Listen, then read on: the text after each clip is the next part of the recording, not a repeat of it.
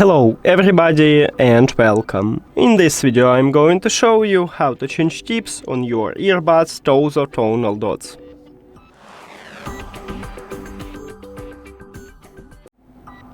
You have to start by remove the old ear tips. Here we go. And the second one. Now select new ear tip size. I'm going with this one, and then attach them.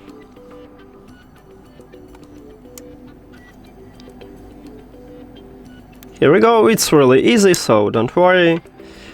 And now let's move to the right one. Here we go. And that's it. Thank you for watching this video. If you found it helpful, please consider subscribing to the channel and leave the like on the video. See you later!